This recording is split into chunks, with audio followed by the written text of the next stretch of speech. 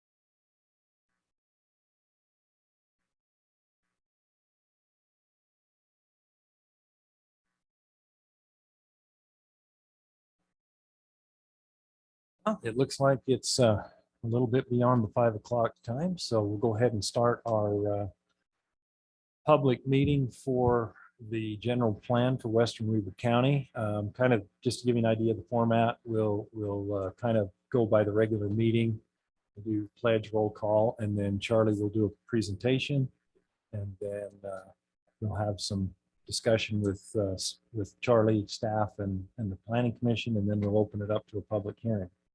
And at that time, everyone will be able to speak, and you'll have 3 minutes. And we're not bound and determined to that 3 minutes, but we'd like to keep it to that as much as we can. So kind of, if there's something that you want to say, put your thoughts in order and kind of anticipate that amount of time. And with that, if you'll please stand and join me in the Pledge of Allegiance, I'd appreciate it.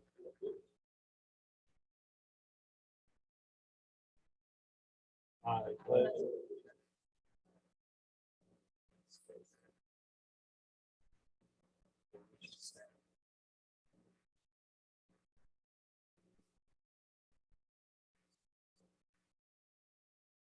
Thank you. So it looks like Commissioner Andriotti, Commissioner Call, and Commissioner McCormick, thank you, are not going to join us tonight. So you're stuck with the 4 of us. Oh, Wayne. Oh, Wayne, good. Hi, Wayne. So, all right, we do have Commissioner Andriotti on via Zoom. Yep, I'm here for a while at least. Okay. Thank you. With that, so we have 5. Good.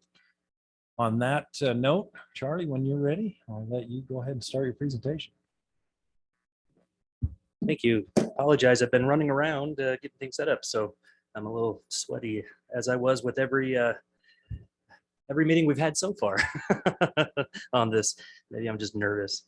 Mr. Chairman, give me just a moment while I get the maps pulled up, and as I do so, I'll kind of walk you through what we've got prepared for you today. One of the things that I have mentioned when we first published all the meeting dates is that the hearings themselves, we expect folks who want to participate in the hearings to be here in person to make their comments. They will be able to participate over Zoom by watching and then submitting comments online afterwards. Mr. Chairman, depending on how many people are on the Zoom call, if you would rather enable the folks online to also speak during the public hearing, you can feel free to do so. I mentioned in the beginning to manage it that way, just in case we had 100 or 200 people. It's just hard to manage an online meeting that way. But if there's not that many people, then it might not be that big of a deal. And we could probably keep order a little easier with less. Okay, I wanted to go over just briefly for the folks who maybe haven't fully been following the process yet, just what we're doing and why we're doing it. And then talk about schedule just a little bit and then go into the maps. One of the things that I had intended to do in this meeting is review some of the chapters of the plan. Unfortunately, we're still not quite polished enough to have a more formal public review of those chapters. They are available online, exactly where they have been this whole time. Each iteration, each change gets uploaded online. As I've heard folks mention earlier as the meeting was beginning, that online changes frequently. And so keeping track of that is important. This is an evolving process, and as we get new information ready for the public to review, we put it out there as quickly as we can. The maps that you're going to be seeing, we just barely made tweaks to them yesterday and then got them uploaded. And so I'll walk you through each of those tweaks from what you saw last time as well. Okay. Let's talk about schedule first, and then let's talk about what we're doing here and how that process looks.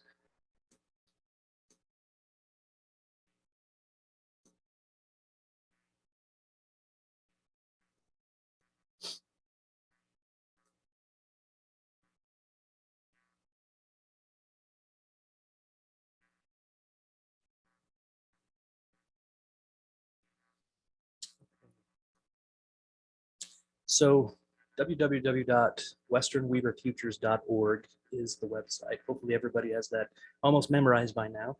This is where the information is being funneled. This is the portal to get to the draft plans. As you can see, this is the schedule with the latest meeting at the top, or latest as in the one that's coming the latest at the top, and the earliest meeting at the bottom, being February 9th work session. Draft plan in progress, draft maps in progress. You can find from your February 9th meeting and your February 23rd meeting. So if you open each of those up and you just see how they've changed over time, you can see just the different discussion that the Planning Commission has had on different parts of the maps. And then March 1st, we had all 4 maps kind of broken out and this primarily, all of this so far has been for Western Weaver County. We haven't had any formal maps produced until today on the Utah Highlands area. So I want to focus a lot of effort and time on Utah Highlands just to kind of go over the details and then show you the Western Weaver area and the changes there. Under tonight's meeting, draft maps in progress is just all the maps consolidated into one really big file. And it's a big file, probably took a long time to download for any of you who tried to download it. Okay. Next meeting that we have is tomorrow. So you guys get to see me twice in 1 week. Congratulations. I promise I'll be slightly less sweaty tomorrow. That meeting will be at 5 o'clock, and that'll be a work session. So not a public hearing. We'll have it in the back room like we do. I hate saying back room. It sounds like it's closed to the public. It's not. It's open to the public. It's just the breakout room in the back of the chambers. And so that meeting will be available for anyone to come to in person. They'll also be able to participate over Zoom. The Zoom link for that meeting and the agenda for that meeting will be posted shortly. Okay. And then the meeting that comes after that, right now, we're planning on March 23rd, which is a County Commission, Planning Commission joint work session. So we're going to invite the 3 county commissioners to join. So far, we've had 2 confirm that they'll be there. Hopefully we can get all 3 to join the planning commissioners to hear why the maps look like they do, what the plan so far has laid out like it has. Give you guys the chance to discuss it with the commissioners, get their perspective, see if it changes your perspective at all. There's benefit in having a planning commission review that is independent of the politics. There's also benefit in hearing the politics and kind of going through. So I encourage you to stay as autonomous as you are as a planning commission and give the county commissioners your best recommendation on the plan. That's what they're expecting and that's what you're here for. But also hearing their perspective and knowing why they're going the direction that they would like to go is important as well. So in between the 10th and the 23rd, so next week, there may be a possibility we give you guys a call and haul you in for a work session or do something online. We haven't worked anything formal on that out, so stay tuned. If we can't get a quorum together, that's fine. We'll just go to the 23rd. It's just things are coming down to the wire and things are evolving quickly at this point. Meeting after the week after the 23rd, March 29th. That's when we want to have our final planning commission public hearing. So we'll have a final draft of the plan. We'll have final maps, at least the final planning commission maps. And we're hoping at that time, planning commissioners, that you'll be ready to make a recommendation on this plan to the county commission. If you're not, you can table it and go to another meeting. We'll probably have to schedule a special meeting so we don't have to wait a whole month to get there to have you guys reconsider again and until you guys are comfortable sending a recommendation to the county commission. If you guys do pass a favorable recommendation, well, if you pass a recommendation one way or the other, favorable or not favorable on the 29th, we are planning at this point to have a public hearing with the county commission. This meeting here is still pretty tentative. It really depends on what your guys' decision is on the 29th. It also depends on the county commission schedule and their ability to work things in. We'll probably have a work session with the county commissioners the week prior to the 12th, right between the 29th and the 12th. Any questions about schedule? Okay. Something to note here, the folks who haven't been as involved, I wanted to publicly shed light on someone who has been involved in each work session, either online or otherwise. And we've got actually a few couples or families that have followed the process and been to each meeting. And it's really important. It's great to have those folks here. They have had a lot of influence on shaping the outcome of the maps and shaping the strategies that are going into the plan themselves. A focal point that I wanted to highlight is that you're not going to be heard if you're not speaking. And so it's important to be here at the meetings and giving the Planning Commission your thoughts. I remember one of our earlier meetings, I think it was our town hall meeting. We had someone who very bravely said, why do you even want us to participate if the outcome is already predetermined? And it's not. We've actually made a lot of adjustments, a lot of changes in the meantime. We know that growth is inevitable. We know that growth is coming. And we know that if we don't get ahead of growth and stay ahead of growth, then growth will come without our consent. And if it comes without our consent, it's going to come in a hodgepodge, mishmash collection without street connections, without pedestrian connections, without parks and recreation. And you're going to have a city at some point in time, and it's not going to be planned well if we're not ahead of that growth curve. Growth happens one decision at a time. And if we have a plan out there, we can actually guide each one of those decisions to a better future. Whereas if we're just kind of going blindly, it's whoever asks the loudest gets what they want, right? And so that's the intention. That's why we're here. That's what a plan is good for. So even though we know growth is coming, that's not a question. Even though we know it's coming, what shape and form does it take? And we'll go over those maps and look at those today. Let's see. Make sure I captured everything I wanted to say.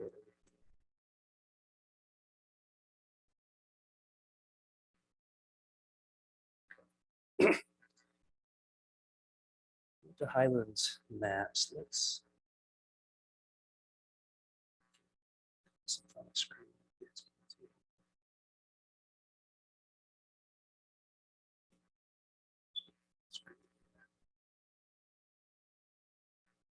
Bear with me, using a touchpad here, and it may not be as easy to scroll in as I want to. Okay, here we are in the Uinta Highlands area. Uinta Highlands is one of our more populous unincorporated areas aside from the Western Weber unincorporated area. We've got a few unincorporated islands. The plan for the islands is to essentially do what the cities want. So what the city annexation areas show, we'll just kind of go with that. There are a couple of minor adjustments to that. For example, we did discuss half a year ago about the gravel operations that are north of Pleasant View, and enabling a rezone and a map amendment there for the kinds of gravel operations that are happening now.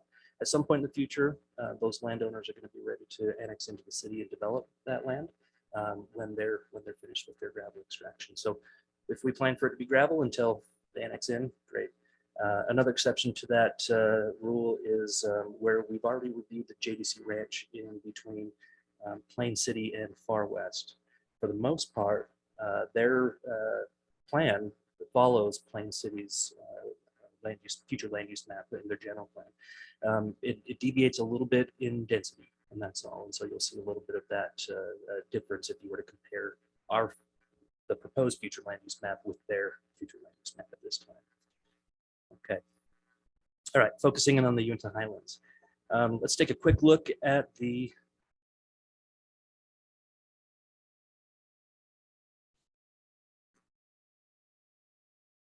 full screen.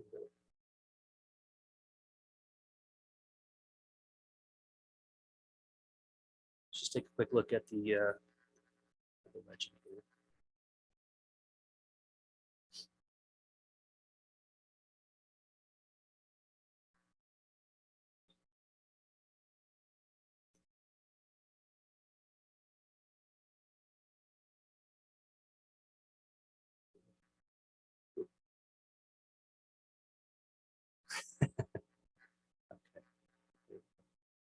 Okay. So in the text of the plan, you'll find an explanation or a descriptor of what each of these land uses are. And that's going to be in chapter 2 of the text of the plan. That's in the land use section. We've already written in the text of the plan that large lot agriculture is 1 acre minimum. You'll find a little bit of a difference here in the Uinta Highlands area where we're showing that color. Over here right now, most of that is half acre lots. And so I think from large lot agriculture, we may want to say half acre to 5 acre or so. And if we need to stratify it just a little bit more by saying agriculture is one thing and large lot is another thing, we can certainly do that. So interested in your guys' input on that. Parks and Recreation, that's pretty explanatory. I did color all of the school grounds as Parks and Recreation, just because you'll see more open space on those school grounds than you will buildings. And oftentimes there's a recreation area that's outdoors. Natural open space is exactly what it sounds like. It's natural open space. Now I did use that color for natural open space lining rail corridors and UDOT corridors. Just kind of showing that we don't anticipate more than what they currently have there, with the exception of maybe a little bit of improvements on Highway 89. A lot of improvements on Highway 89, if you ask me that. Medium-sized residential lots. That's, if you look western Weber and a little bit near the Highlands, the question is, what does that mean? So far, the plan says somewhere between quarter acre and 30 acre lots. Now, quarter acre and 30 acre, which one is it going to be? It depends on how well the developer performs. If they provide great parks and recreation, if they provide community amenities, good street connectivity, good trail connectivity, maybe it's a quarter acre. If they look to get, or if they don't want to do that much, maybe it's a third acre. But the point is, and maybe stepping back a little bit, so everyone who's participating, who hasn't been participating so far, is aware, the future land use map is not zoning. This is what informs us when we go to change zoning. And so we adopt these maps and we adopt a plan, and it says, basically what that says is, planning commissioners, this is what you should do if a landowner comes in and asks for a rezone or asks for a code change. You should look at your plan and say, what does the plan say about this subject? Sometimes the plan is going to be silent. And at that point, you do what's in the best interest of the community and protect private landowners' rights as well. There's good balance there. And so when you look at medium-sized residential lots, if you look at it on a map, it's not, adoption of this is not automatically changing everybody's land rights. They still have to come in and ask the planning commission and ultimately the county commission by legislative action, which there's wide deference for the planning commission and county commission to say no if they want to, or yes if they want to. And at that point, you guys will find that you will see concept maps and concept plans that show street layout, that show trail layout, that show where the open space and parks and recreation is. And you guys at that point get to decide whether you're going to recommend approval to the county commission. And then the county commissioners get to decide whether or not they approve it based off of how they've laid out their conceptual. So that's important to know. This is kind of a one step in between getting more density rights on a property. Okay. So if you want quarter acre or third acre, you'll perform in a way that the planning commission or the county commission is comfortable with. Now, there may be areas on the map that are colored a certain color, and a landowner or developer might come in and say, I want that color, and here's a great plan that lays it out, and we're just not ready yet, because maybe we haven't, the sewer isn't all the way out there, and they're not ready to pay for sewer yet, or maybe there's not enough infrastructure, or the roads aren't wide enough. In those cases, it's perfectly fine for the planning commission to say it's not the time, or maybe it's not the place for this kind of development right now. And you can wait, and the county commission can do the same. To make sure everyone online is clear as well, when the planning commission makes a decision, whether it's on the general plan or on a future rezone enacting the general plan, it is a recommendation, and only a recommendation to the county commission. The county commission has final decision. Okay, mixed use residential, what does that mean? A lot of people think it means high density housing. It's not necessarily what we're saying.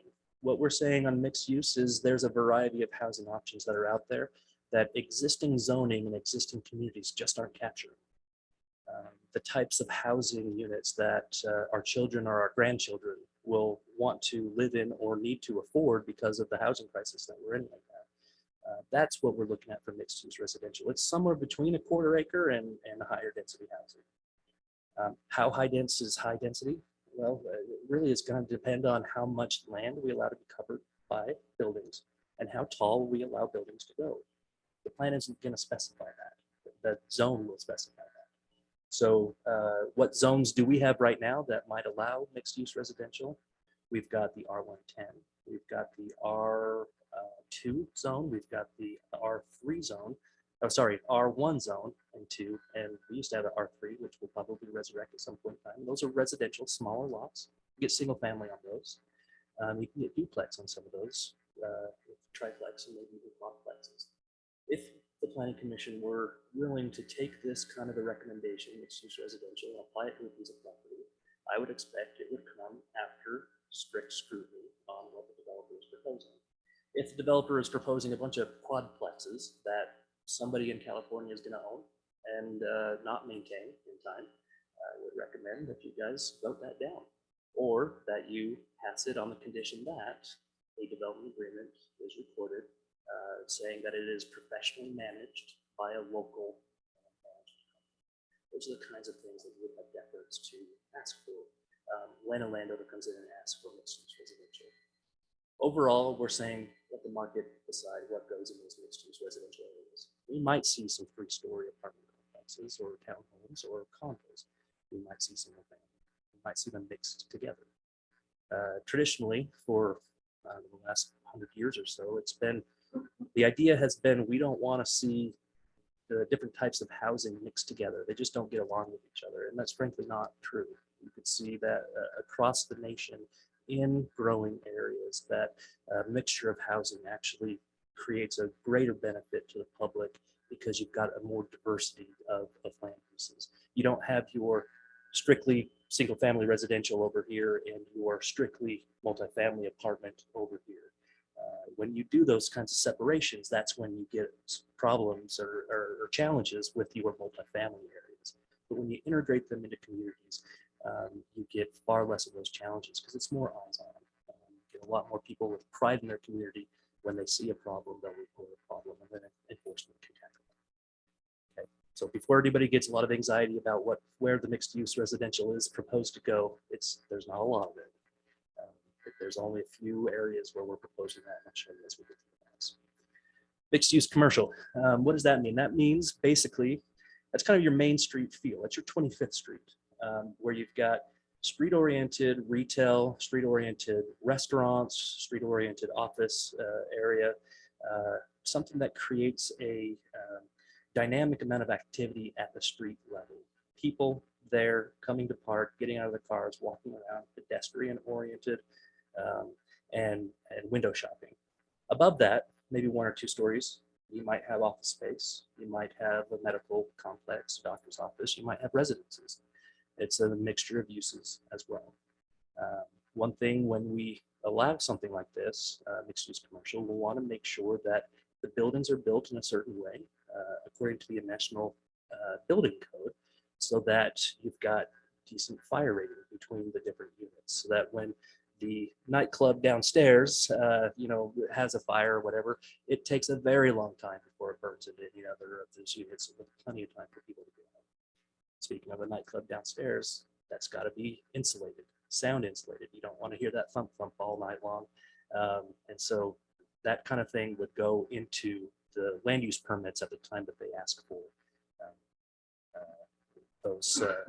a permit to do something like a nightclub. And I'm not saying every mixed use commercial area is going to have a nightclub. Vehicle oriented commercial.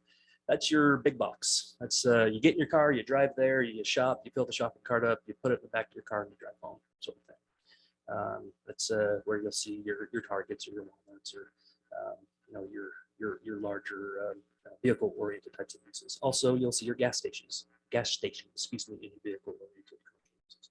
Your car washes, your drive-through restaurants, somewhere to drive through and get a cup of coffee. You'll see those there.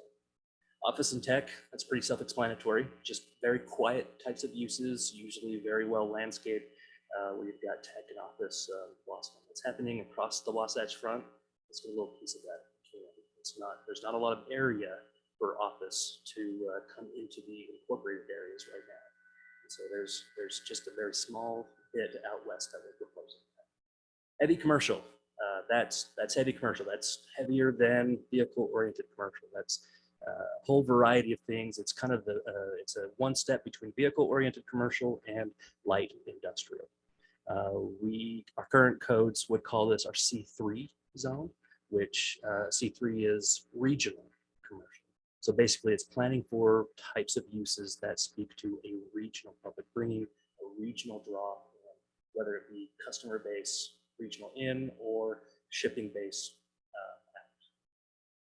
Light industrial, way more shipping base out oriented. So you'll have customers coming and going in light industrial, but it's far more warehouse oriented, light kind of manufacturing uses. Nothing heavier or crazy. Gravel extraction, dark purple. Oh, sorry, I missed one. Industrial. That's way out west. That's manufacturing of rocket parts or medical marijuana, like we've already zoned for that out there. And then you'll see kind of a crosshatch, white crosshatch, transparent crosshatch for adjacent city annexation area. And then you'll see some dots here for the agricultural protection areas, which actually, you know what? I had those on the maps. I have removed those from the maps.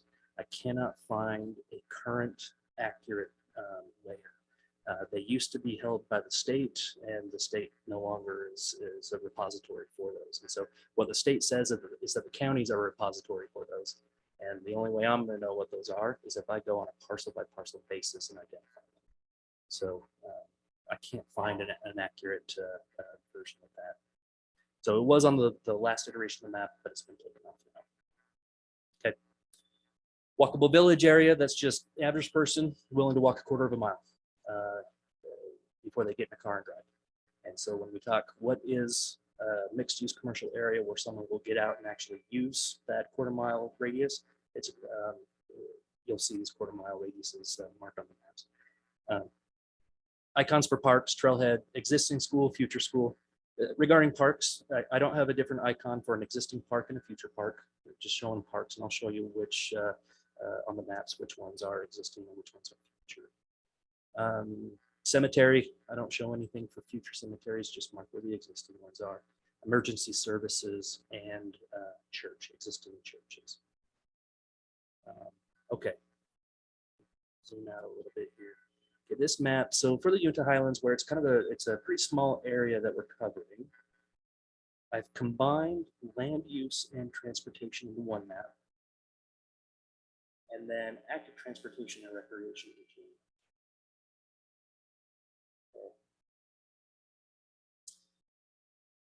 Okay, let's start right over in this area here. So we're showing this little area here. This is in this part here, and this part here is in the South Ogden City Annexation Declaration. So South Ogden City is planning on annexing that area in. Right now, the only way they can annex in is if a certain percentage of the people agree to be annexed in. Now, there's only maybe 10 landowners in this area. And so far, they haven't been willing to be annexed in. If you look right across the street from those landowners, though, you've got a pretty attractive multifamily townhome complex there.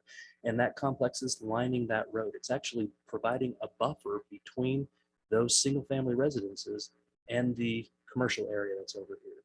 And buffer is going to be the name of the game for this plan. You'll see we have a lot of buffers separating different types of uses.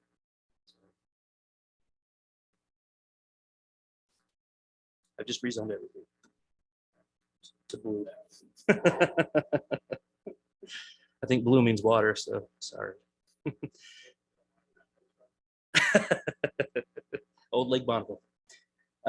Okay, so I did show mixed use residential, so higher density, kind of probably reflecting or matching what's happening across the street.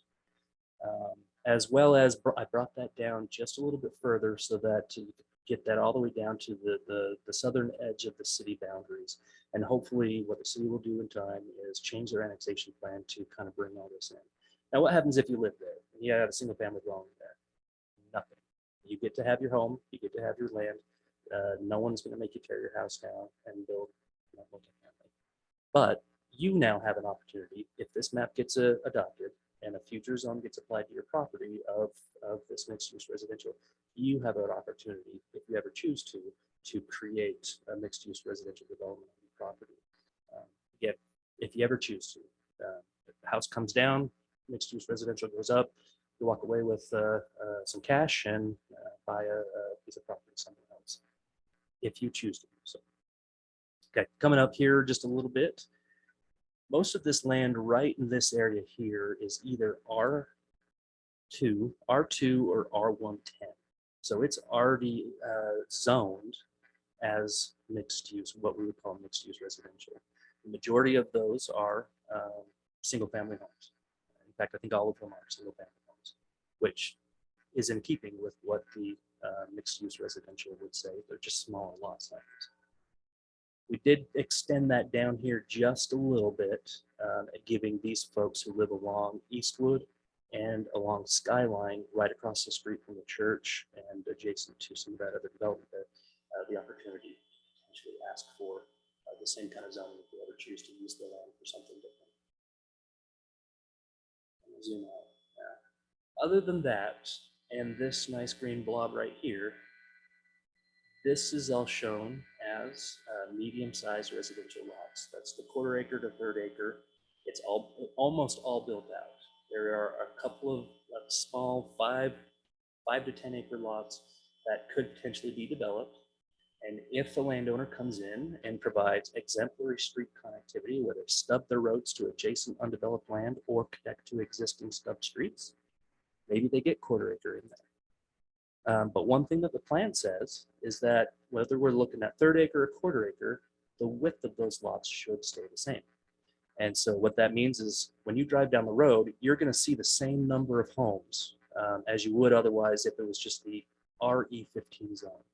You're going to have shallower backyards, potentially, if the landowner configures it a certain way to maximize the 1/4 acre density. But so it's not going to look like more density. It's going to look like the exact same number of homes that you see as you drive down any of these other streets here. Across Combi, I have lined Combi. So this is kind of that idea of buffers. Combi Road, right now, it's not a hard edge. When we're looking at zoning maps and land use maps, there are places where we can find good hard edges where we say, like a river. This side of the river is this land use, that side of the river is a different land use. This is where we can transition from one use to the other because you've got a good hard edge. Combi is not that. It's a residential collector street. It's having land uses that are very similar to each other on both sides is going to be important. And so rather than looking at large lots, which we have up on the upper Combi area, we're suggesting that if any of those landowners choose to redevelop their land, maybe they can go to 1/4 acre to 1/3 acre lots instead of 1/2 acre lots. The majority of the land up in this area has been developed out at 1/2 acre lots. So you can see very little extra development happening in this area. And if we do see development happening in this area, that's where we would say, you know what, we're going to stick with the 1/2 acre zone, the 20,000 square foot zone that exists. So by and large, for land uses in this area, there's not a lot of change. This property here is one of the biggest pieces of undeveloped properties in the Highlands area. I had a good conversation with that landowner 2 or 3 years ago, trying to figure out what their intended uses are in the future for that land. And that landowner said, I don't ever want to see it developed. At some point, the land will change hands, whether it's by a death in the family or a sales or something like that. And so we'll see different landowners in the future who may have a different. The idea of putting a park here on the last open area, really, in the Highlands area, will take money, because it's not a matter of going to that landowner and saying, we're going to take your residential property rights off of this land. It's actually a matter of going to that landowner and saying, how much will you sell this property for at its existing zoning? The existing zoning is 15,000 square foot, RE15. So if someone were to gather a whole bunch of money, go to the landowner, buy the land, and transfer it into, let's say, a parks district, for example, that would be an opportunity to actually create a park in the Utah Highlands. When we went to the Utah Highlands at our public open house, out there, we did hear a lot from folks who were there, who said, we would like to see a parks district created in that area. And so I don't know if that represents a majority, but the plan will say in text that the county should consider assisting the community in creating a parks district if there's the majority consent to do so. If they create a parks district, they can create that tax, they can create an impact fee. And so as new development comes in, they get a little bit of money. And then as tax revenue comes in, they get a little bit of money. They can bond, they can buy this piece of property, and they can pay the bond off with that tax difference. And it doesn't take a huge tax to do that. Without that, there's not a lot of area to get parks and recreation. And so the best bet is to annex into Sidewalk. That's something else that you'll see in the plan, and that's controversial, but there are municipal services that are required in this area. And so there should be a municipal tax that is applied to this area. Now, the county does have a municipal tax, so everybody who is here does pay into that municipal tax fund, but it is nowhere near what South Ogden charges for municipal services. So one recommendation is to work with the public and with South Ogden to find ways and incentives to get this area to annex into South Ogden. Right now, as far as services go, you've got the fire district, you've got the sewer and water district, so you've got all these different governmental layers that have to be created because it's an unincorporated area. Whereas if it was a city, you probably still have to be working with some districts, but the city has a better taxing ability and a better revenue generating source to actually provide better municipal services. So from what I've heard, that's not a very popular idea. Most people say we're just fine with the services that the county's currently providing. So at some point in time, we'll see what happens. Okay, streets. You'll find on one of the maps a street connectivity plan for this open space area, as well as a few of the open spaces in the Uinta Highlands. If this is bought as a park, there's probably no reason for a street connectivity plan. Trail connectivity plan, maybe put a trail around the circumference of that park and allow people to cut through the park. It's a public park. It's great. Let the kids get to school through that park that way. So connectivity at this scale is much better when we're talking about pedestrian connectivity than car connectivity, especially where most of the area has been built out. Okay, Combi Road and Eastwood Boulevard, that intersection right there. If you live there and you know it's coming, you know what to do. I don't live there. I've been there a few different times and it surprises me almost every time. There's a yield on one of those streets. I can't remember even which one it is, but it's not intuitive. Doing something at that intersection is going to be important, especially if the area has any amount of growth in time.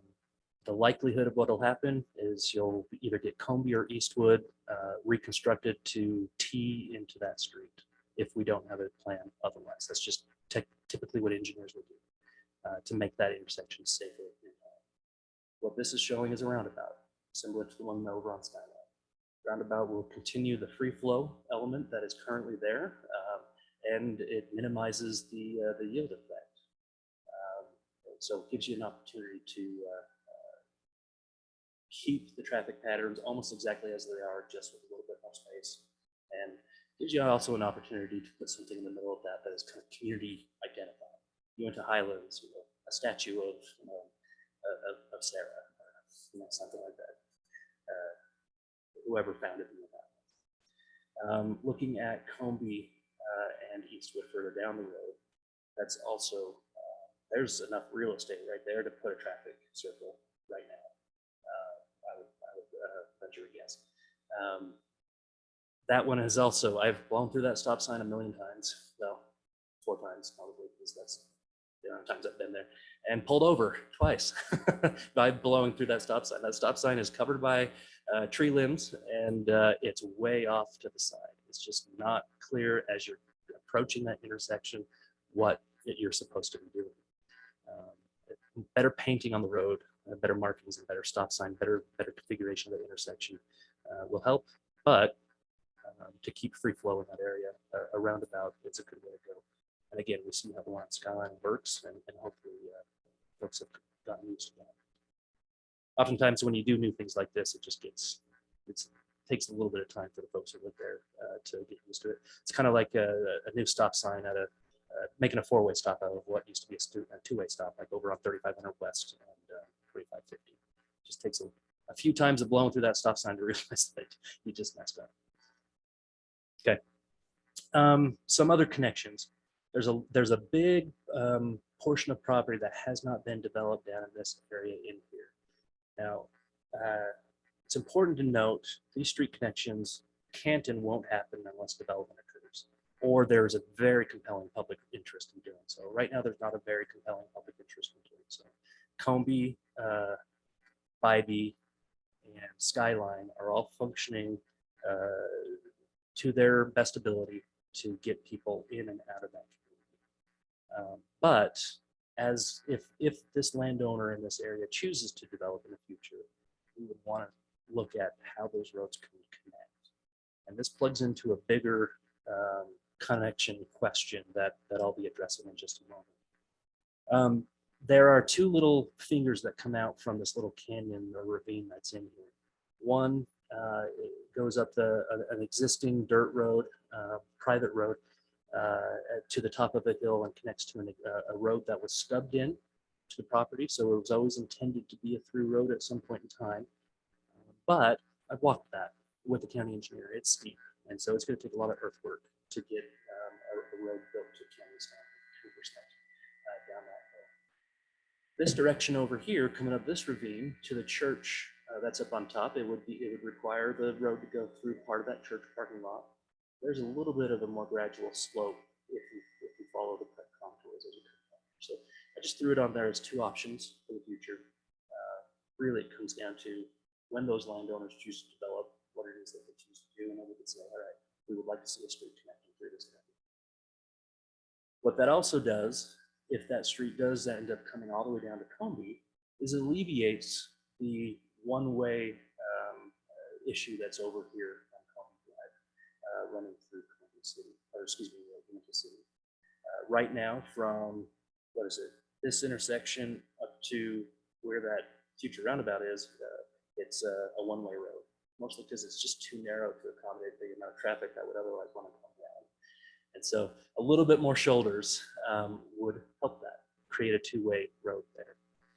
Alternatively, something in this direction would do about the same, get you almost to the same location. So the plan suggests that become back to a two-way like it used to be, and alternatively provides other alternatives or supplements to that concept. Right now, where this is a one-way, and it's a one-way going north, everyone who wants to go south to get onto Highway 89 has to go around Bybee. And I would argue that in some locations, Bybee is probably more narrow than this one-way road is right here. County has no control over this area right here because it does go through Uinta City. So that's why things are around that. I know the folks on Bybee weren't super happy when that happened because everything that comes down Combi going to Highway 89 has to go that direction or has to go out on Skyline. You may ask, well, why don't we just emphasize Skyline and not focus on Combi, maybe even cut Combi off from 89 altogether? The reason for that is fire egress. We know that there's already been a fire here, a pretty good one, took a few houses. We need to have the ability for firefighters to get in and people to get out. And the more connections that we have to the main street network, the better. Right now, to get into this entire neighborhood, you've got Combi, you've got Skyline. Okay, if you're coming from this direction. Further north, you've got other connections as well. But landowners in this area here have very limited options. Street connections, as far as that goes, we looked at alternatives to Combi. I chatted with the county engineer about alternatives as well. And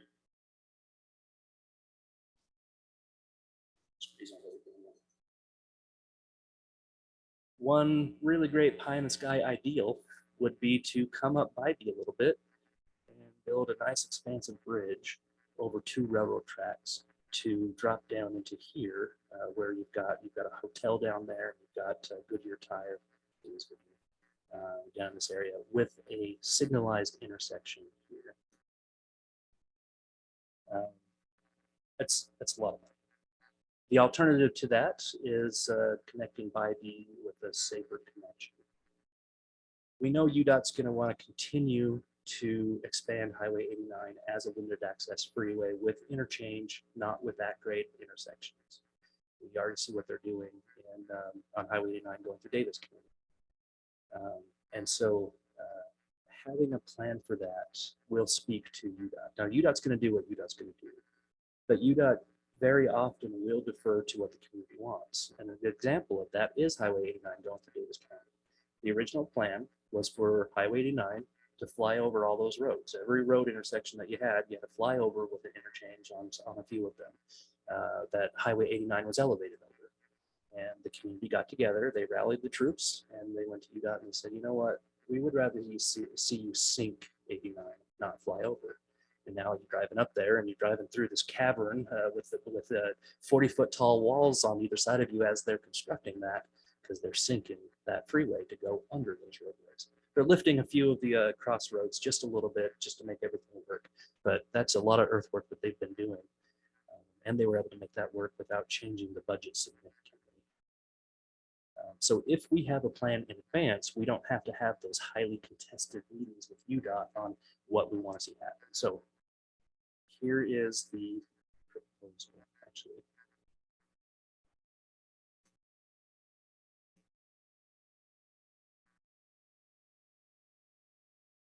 This is just a concept at this time. The likelihood of this exact concept ever coming to fruition is narrow, because again, UDOT's going to do what UDOT's going to do. So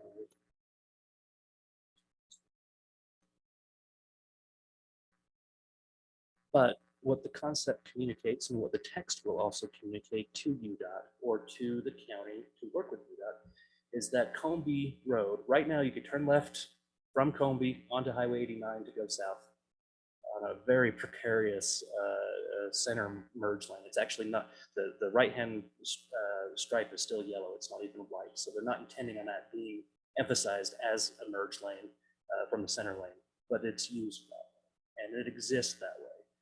So they're not stopping people from coming out. Combi right now comes down right here. Yeah, a little closer. So right now it follows this white line here and intersects here. So if you can get into that center turn lane, crossing 2 lanes of traffic going probably close to 60, 70 miles an hour, folks trying to get home quickly from work or whatever, you're in this middle turn lane, and then you got to accelerate before you hit the center pillar in that railroad bridge. So you got to accelerate from here to here to get into that travel at a consistent speed with traffic.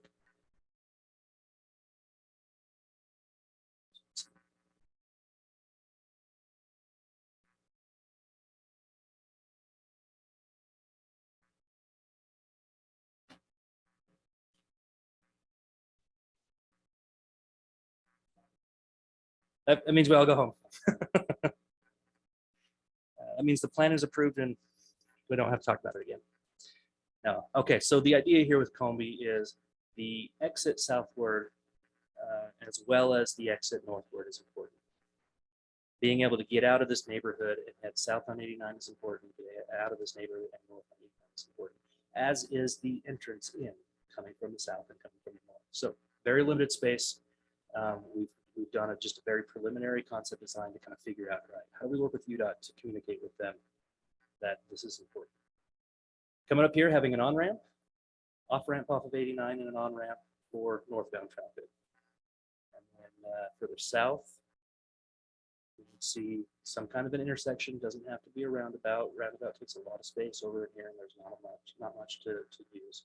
And then a flyover here. So instead of a huge bridge that goes over the tracks to the east of this, over double tracks, it would be a bridge that just spans Highway 89 and goes over the tracks that's here. So right now, just in case you're not familiar with the area, 89 goes under the tracks there, and then Combi would go over the tracks. So you would have a bridge that has the tracks on it. And you have right now, the elevation here would support that. Elevation over here would, so would be a little bit of fill that would be needed to ramp up. Okay. Once you get folks to that side into Uinta, and by the way, what this also does is it connects Uinta City with Uinta City. That keeps that city together, as well as Uinta Highlands with Uinta City. And then it allows folks to come down in here and then use the existing on-ramps. This signalized intersection will go away at some point in time. Just a matter of figuring out how to make that design. So here's your on-ramp here, here's your off-ramp here, here's your on-ramp with shared use there. So and then the 66 minutes south. So there's the concept. The point is not that this concept is what needs to happen, it's that when we communicate with UDOT, ultimately north and south directions.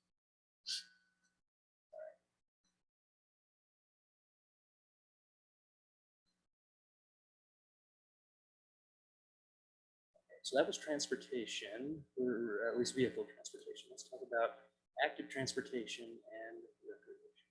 So we chatted a little bit about that park. If we're successful, we can get some trailheads and potentially some trails that lead to that park there. If not, you're going to see homes there. So you're going to want to see some street connectivity going through that. So Johnny, can I just ask a question here? Please.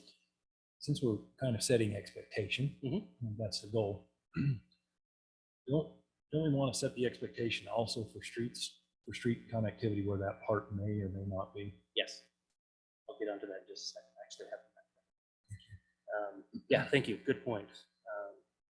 Okay, right now this is the school property, just to orient everyone. You've got Eastwood here, you've got Combi zigzagging up in here, you've got the existing skyline and Combi roundabout right there. Okay, the idea essentially would be to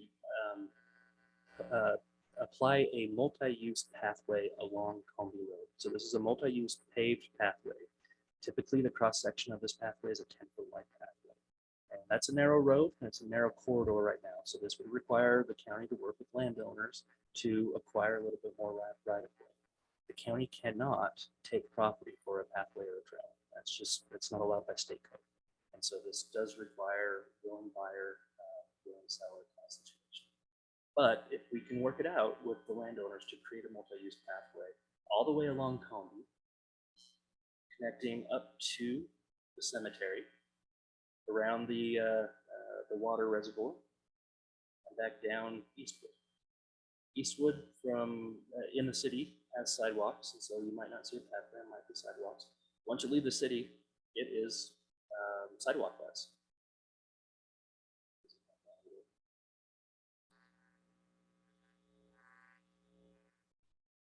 One of these other maps shows you the sidewalk inventory of that area where we've got some challenges. Once you get down Eastwood, down onto the southern side, in this area here, you've got sidewalk for a lot of that area. And then if this road ever does connect through, potentially get in between a couple of homes that are going in here, and then connect back in. It's your Combi Eastwood pathway route. We know we've already got a pathway going in here. It cuts between two homes and uses the sidewalk over in here. So just extending that connection, which by the way, significantly cuts off the travel for the travel distance from homes up here down to the elementary school. Okay. And then just extending that Combi pathway just all the way along Combi until you get down to the bottom of that. Again, this is long term. This is not tomorrow, it's not 10 years from now, maybe not even 20 years from now. This is when we've worked with all the landowners, acquired all the right of way. This is kind of the legacy project. The Ogden River Parkway took years to get done, decades to get done. We haven't seen something like this. But if we don't plan for it, we're not going to see it happen. Okay, we already know that Skyline is the Bonneville Shoreline connector. So Bonneville Shoreline Trail is, in case you're not familiar with it, it's a beaten dirt path that runs the Bonneville Shoreline, and every county is working on it. There's a Bonneville Shoreline nonprofit organization, I can't remember what the name is, that's trying to get all these connections made.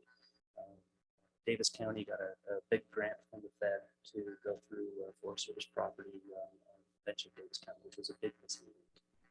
And another big missing link is how do we get from Weaver County to Davis County? Right now the plan is down Skyline, under the, I can't remember how many millions of dollars UDOT spent on that pedestrian bridge, but they thought this was important enough to put a very big pedestrian bridge, you better truck through that, under 89, and then down the hill, along the tracks, under the tracks, added an existing farm crossing, not over the tracks, and then through Uinta City. I had the opportunity to create the Uinta City Pathways plan for Uinta City a few years back. Hopefully it's still the same plan that they have in place now, but it does show this path for making connection, bridging the river, going under going under 89, or sorry, excuse me, going under 80, which there's space now, and actually there may even be a pathway now, or at least a beat path now here. And then going under 89, that connection does not exist, but it has been funded. And so that's a hard one. They have to raise that bridge. And so that means they have to do a lot to that road. So we'll probably see construction on that coming up. I see something going on down there. I don't want to say for sure that's what it is, but I know it's been funded. Originally, it wasn't funded as part of the 89 project, and I believe there was a lot of influence from South Weaver City, as well as county commissioners submitted letters of support to the State Transportation Commission. And they were successful in doing that.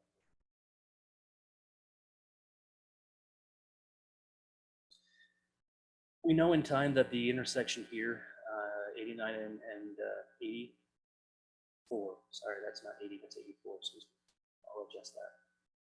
Will also be reconstructed if I do that, but I don't know what the conditions will look like.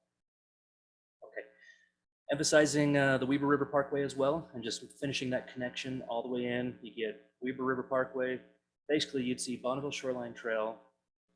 You're connecting Bridalveil Falls, actually south of Bridalveil Falls. You're in Spanish Fork in some places, all the way up along the benches up to North Ogden. Fox Elder is also working on the Bonneville Shoreline Trail. And at any point, you could jump off the Bonneville Shoreline Trail and come down any one of these rivers, Ogden River, Weber River. There is a canal in North Ogden that you've got a pathway on that then serves the community and provides nice community loops for these pathways. Active transportation, recreation, call it whichever one you want to. Active transportation, in case you're unfamiliar with that term, is just, it's pedestrian or pedal transportation. And we're calling that transportation, not recreation, because people are getting to destinations that way, not just going out for a bike ride. These other little areas that are painted green that you see, these are utilities, utility spaces. So I painted them green because we can anticipate they probably won't be developed, but they're probably not going to be parks. Just spaces that what you have on there is what we're doing.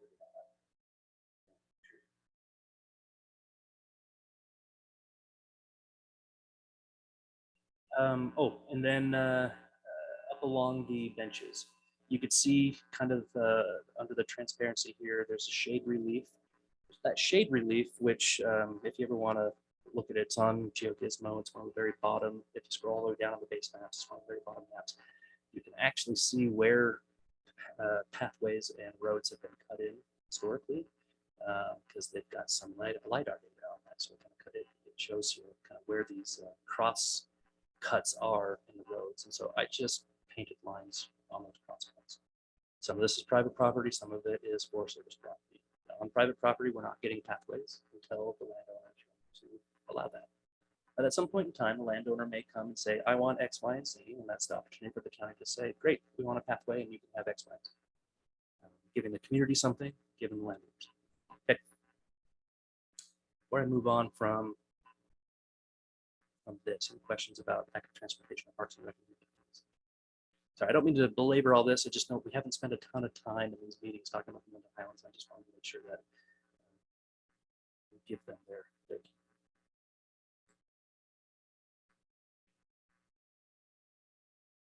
This is those street connections. So these were not favored at the open house. None of these, frankly, were favored. There were folks who really felt like the connections that were there existing are good enough. Honestly, from a planning perspective, if you can create any of these as pedestrian connections, I think that's probably good enough for these communities. It's not that hard in a car to drive around a couple miles more. It's unfortunate to have to do that. It's a lot of gas and it's a lot more pollutants. Good neighborhood connections reduces poor air quality. Now, you going from point A to point B, 1 mile increment, you may say, how is that reducing or affecting air quality significantly? Well, if everybody has to do that, then it creates a big problem. So lowering emissions is part of street connectivity and why it's important. So we do show a connection going through that property here, going through here, and I think a natural connection that, an internal connection that that developer would make. If the park isn't going to go on. Now, we also show the potential of a connection going up this, this drainage here. It's very steep. I don't know how easy it would be to get a 10% road in there. If it's a pathway, great. In fact, the previous map showed a trail cutting through there. Again, working with the landowner, if the landowner ever allows that to happen. There's a couple of bigger parcels in here. So if these landowners ever decide that they want to develop in there, we would be looking to them to create a street. There's an opportunity to do so. Without the landowner's willingness, even though the county does have the ability to acquire land without the landowner's consent for streets, there's no significant public investment or public purpose to do so. And so the only reason why we would see a street go in is if this landowner decided they wanted to do something different with the property and get it rezoned. Okay. Same with on the south side. We've already talked about these potential opportunities. There is a property here. It's about 5 acres or so. There's a road that stubs into it. Just an easy way in and out would be just making that connection right there. Using this as good context on the difference between quarter-acre and third-acre. If this landowner came in and said, I want to develop and I don't want to provide that connection there, we would say, okay, maybe you can do that at 15,000 square feet. Current codes do have some connectivity requirements. And so if they don't meet that threshold, it's 1,300 feet for a block. If they're beyond 1,300 feet, they're gonna have to put the road in anyway. But if they're less than 1,300 feet, they might be able to do that without that connection going in. But that's where we would say, we probably don't want to see anything more dense than a third acre, because you're not contributing to the public. If they're willing to put the road in, say maybe quarter-acre lots is just fine. Please. Code that requires. Yes. And are we going to be?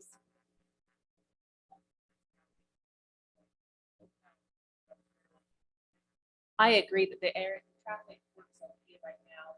We start Putting more homes in. That's right. I'll talk with you later about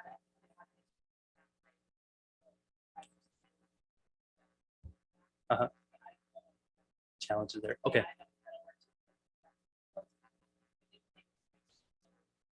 Outward. Okay. Yeah, definitely. Let's chat about that, and we can chat about it tomorrow. Tomorrow's a great time in our work session if you're going to be there. Sorry, or tomorrow anytime if you want. Before you scroll down. Yep. Nope. Too late. Change the page altogether. You prefer. So going through the park, even if that doesn't extend up through that,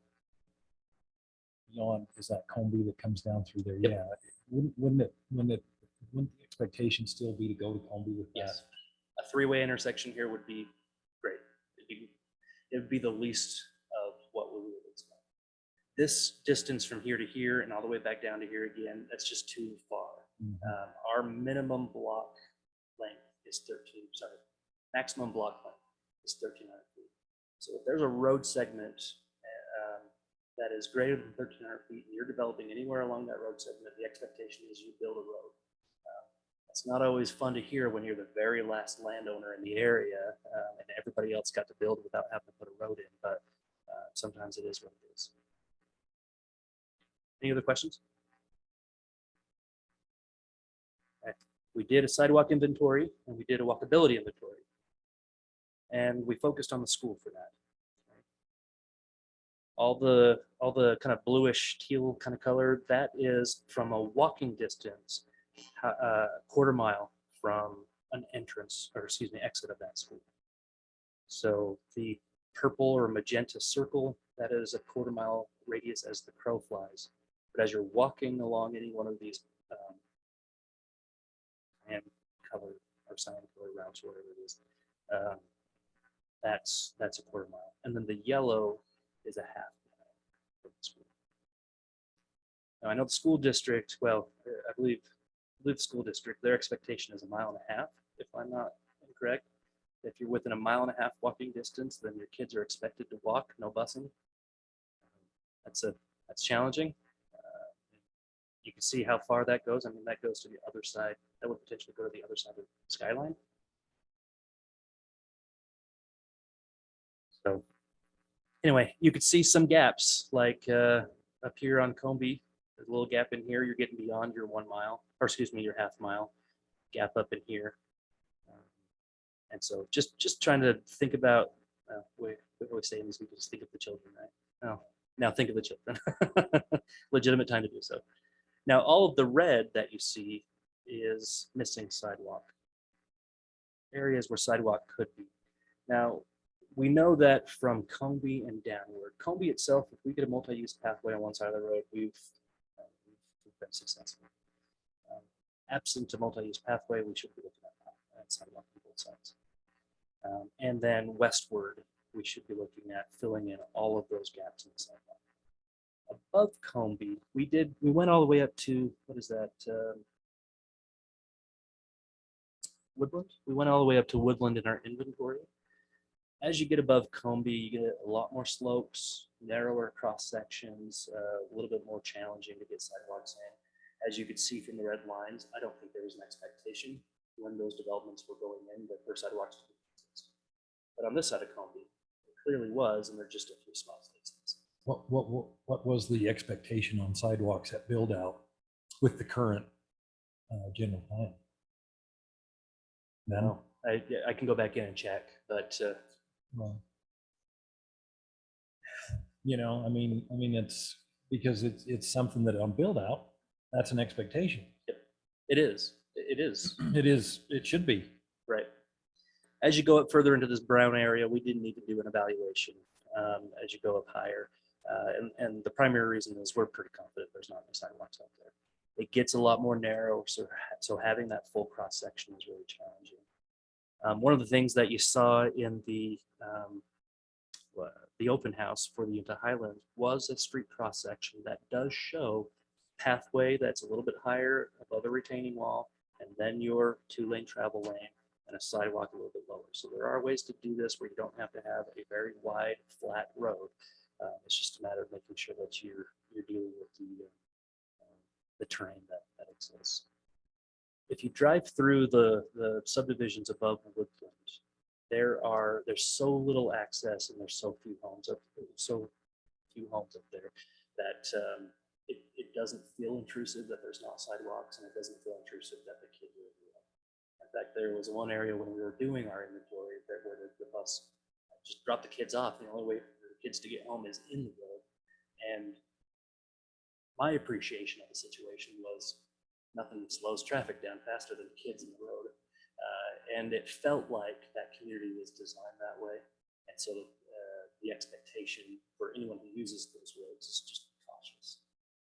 I live on a road that doesn't have sidewalks on either side, but it is limited access. Kind of nice. Gives you the feeling that you can use that road, even if people do. Hey, any questions about sidewalk inventory or pedestrian accessibility?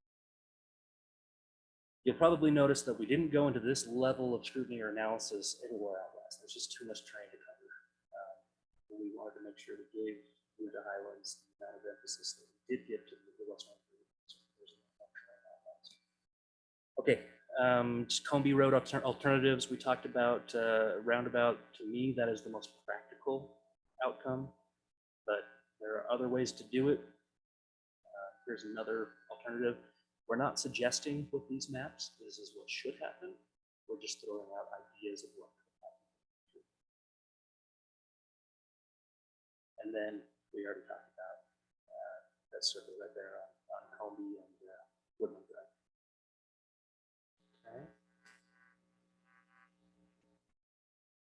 Okay. Street side pathway. We discussed street side pathway on Combi, but one of the reasons I wanted to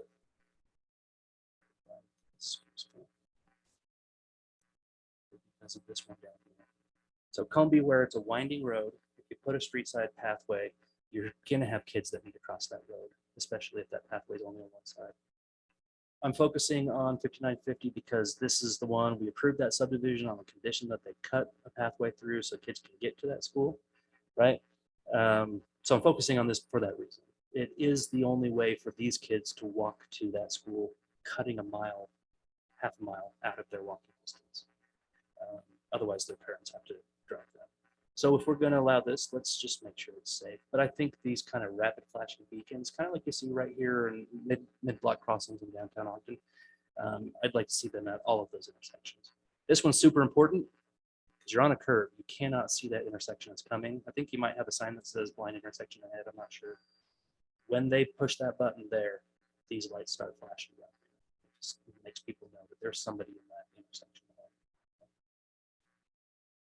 Okay, those are the maps for the entire Highlands. Any questions, comments, suggestions, criticisms?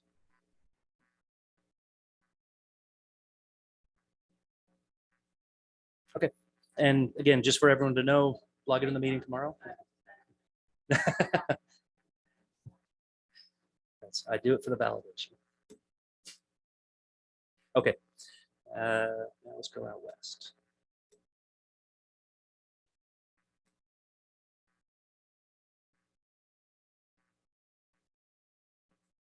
Very big maps.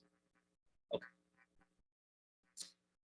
Okay, I'm going to focus on the changes, and then if you guys want to focus on, the changes from some of the maps that we've seen in our work sessions. If you want us to focus a little bit harder on certain areas, I can do so. So, okay, number one. We'll come down to West Haven.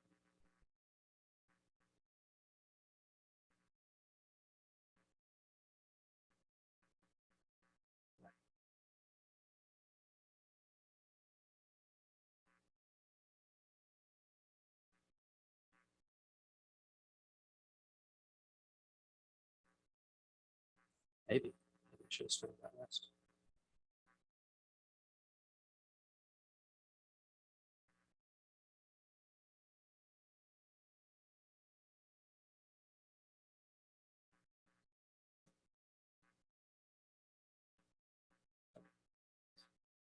So just outside of West Haven and Boy, there is an unincorporated island. It's unincorporated right now only because there's nothing in it. As soon as something goes in there, we would strongly suggest the landowner annex into the city. My guess is this landowner, well, aside from my guess, this landowner has had some discussions with the city. The city wants to see manufacturing there. Manufacturing is great for tax base for the city, but I think housing is important right now. We've got a housing crisis. The market is what it is because there's not enough supply. And so doing whatever we can to help that missing middle housing market actually fill in this area, I think would be appropriate. Now the city I haven't had a lot of conversations with the city and so they haven't said that they're opposed to the idea or anything like that, but it's kind of giving the landowner the opportunity to come and ask the county commissioners. We're on 1900 West and Midland. Just take that vacant land there and allow them to do some multifamily or something to that extent. All right. Any questions? I didn't know.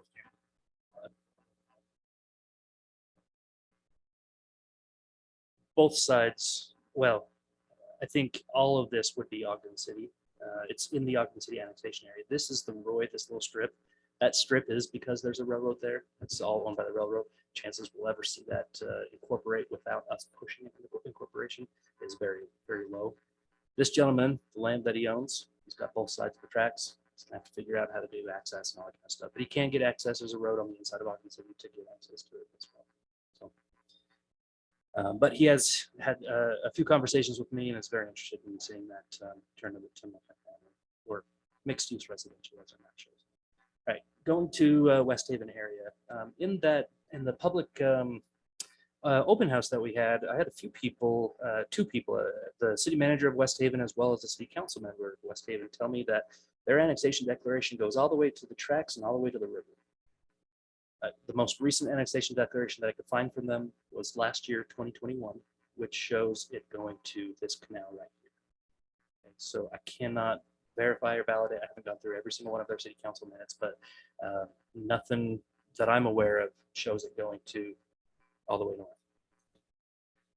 They do show a commercial area here on 2550 and 3500, and they show a commercial area here on 3500 and 3300. This they show as neighborhood commercial, and this they show as regional commercial. So you can see the difference between maybe a C1 and a C2. If it were. My suggestion is to allow those landowners to get the highest and best use out of it. I know right now West Haven politically has gone away from the idea of multifamily. They've gone away from the idea of mixed-use residential and mixed-use commercial, and taking some cues from our current county commissioners. It's right now in our current county commissioner's jurisdiction. So providing good planning practices that our current county commissioners might support, I think is important. This may not be popular for West Haven, but it will provide a tax base, which will very quickly lead to annexation. Any kind of development in their annexation area, the plan text will say exactly what we're requiring JDC to do. Development agreement that says everyone who buys property within this development forfeits their right to protest. So it's just a contract where they just choose to not protest because they bought the property. When I say protesting, protest annexation of the city. So when the city comes and says, all right, we're annexing you in, and the protest period comes, their votes for protest won't count. So that's my suggestion there, giving them the opportunity to get a little mixed use commercial and mixed use residential this side of that canal, on the east side of the canal, and then focusing out here on our medium density, what we're showing is medium residential lots. What they're, just full disclosure, what West Haven's future land use map for this area shows is primarily agriculture. You got a tiny bit of commercial here and a tiny bit of commercial here. Everything else is agriculture. So if we move forward with this out here, there's going to be disharmony a little bit in those uses. Not in there. It's not. Should plan anyway. It's not in their current city limits. This area right here is in their annexation. Yep. But so state code has changed a little bit as well. It's been clarified. Previously, what it looked like it said, state code looked like it said, in order for you to develop in a city's annexation area, you've got to go get permission from the city in order for us to allow it. That's what it seemed like it used to say. The state clarified that section of state code 2 or 3 years ago, and now it does require us, the county, to give notice to the city that a development is coming. So think about Peterson? Yep, the PRUD he did, the condos that he did. We have to give notice to the city and give the city the chance to respond. If the city doesn't respond within 90 days, we can do whatever we want. If the city does respond within 90 days, we can do whatever we want. It just, state code is basically saying county and city talk to each other and then do whatever you want. Just making sure there's some political discussion that's happening. Okay. Okay, so again, the darker yellow is mixed use residential, lighter yellow is quarter acre to third acre, depending on a developer's performance. I went through and I marked all of the current open space areas in subdivisions that we've recently approved. So this is Taylor Landing, which has a park and agricultural open space. This area right here is Halcyon, thanks. Yep, Halcyon, which is right next to the school property. This area here is Winston. This is Riverbend, and this is Riverbend. So those are those areas that either are or will very shortly be in a conservation easement owned by the county for open space. Okay, taking a good broad look at this area here. It's clear that 12th Street and 1800, this corridor right here is the growth corridor. As you look at this area, if you've got property along this area, it's probably hard to see that that's a growth corridor if you don't want to see development occur in your area. But it is the most likely and logical place for it to occur, and it's the easiest place for it to control because there's a transportation corridor there. The relationship between transportation and land use is so inextricably linked that you can't tell apart. And so the more you focus on your existing transportation corridors and create your land uses proportionate around those corridors, the better you're going to have control. Plus, on top of that, the state is very well aware of that. The state legislature is very well aware of that. And they have tied transportation funding to our ability to create land uses that support certain transportation uses. They want to see transportation funding going into corridors that have mixed housing, that has mixed commercial, because that creates the best and most efficient outcome for future transportation. If we're pockmarking the landscape with different uses all over the place, it's just going to need, we're going to need roads and lane miles that go everywhere. Whereas the state can invest in linear areas that have pre-planned densities along them for more consistency and predictability of state funding for transportation corridors. Hopefully it's in that. Okay. In our last work session, we heard from one landowner over in this area who wanted to see the whole thing colored for mixed use commercial, which would be commercial on the ground floor. It's kind of that Main Street feel, commercial on the ground floor with residential above or office space above. It does allow for quite a bit higher density in this area, and so you'd see a lot more buildings in this area.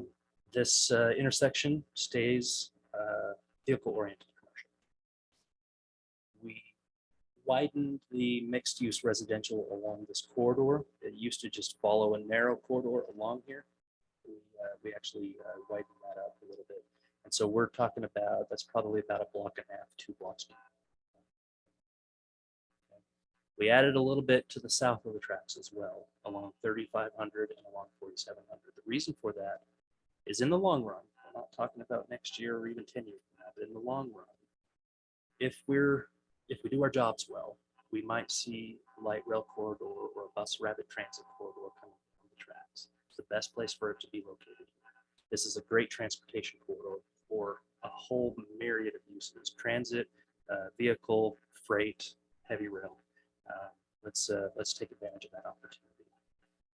This will require some kind of pedestrian or otherwise transportation connection across the tracks.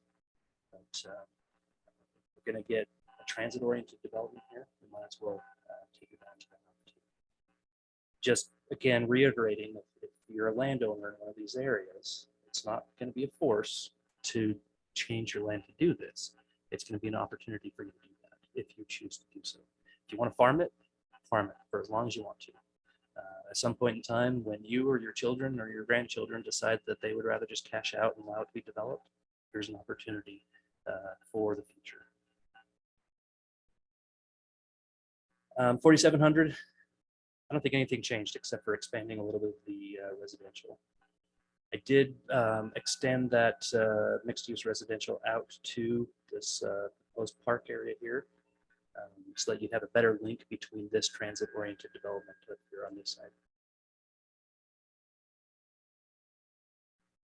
See a confused look. Any questions? This one here, that is the greenhouse. That's regional commercial. That's the type of commercial that would be needed in order to give Mr. Robolato his C3 zone.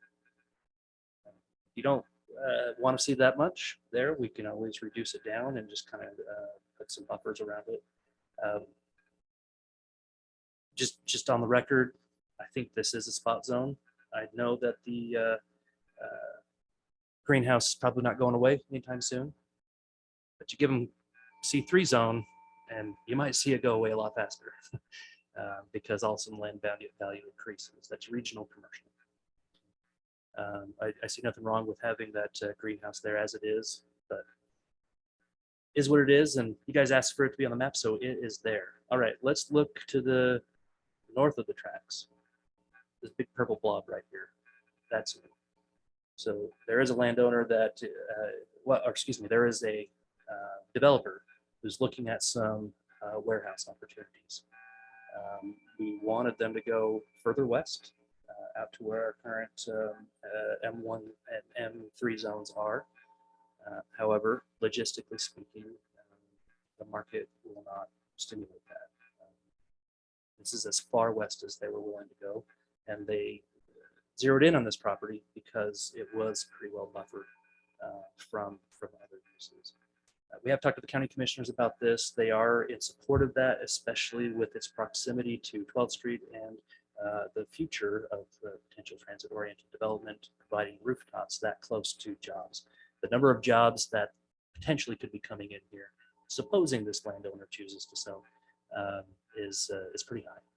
So using that as an opportunity for rooftops in the area is pretty good. I was requested, it was requested by a county commissioner to expand the residential or the medium-sized lot residential in this area here. And so I did that. We've got other landowners that want to see this area here as well. I'm actually really surprised with the iteration and the outcome of this planning process. Because I've got a lot of folks who were very adamant about open space, 1 acre,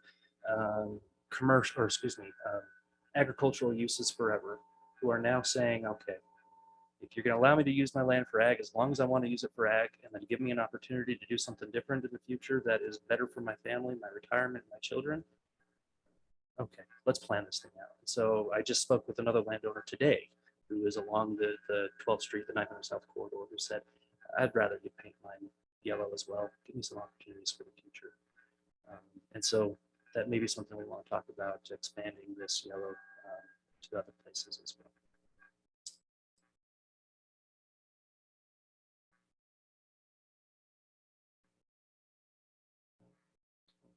Is there anything else that changed? Do you guys see anything that is popping out to you?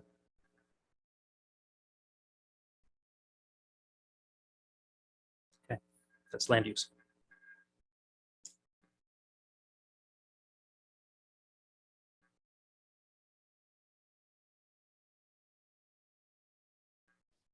As far as street and transit, go over the different opportunities that we've been looking at, just for folks who might be a little newer to this map. The underlying land uses, regardless of what they are, the chances are the street system is going to be the same. Even if we were going to go 1 acre lots everywhere, the street system is very likely to be very similar.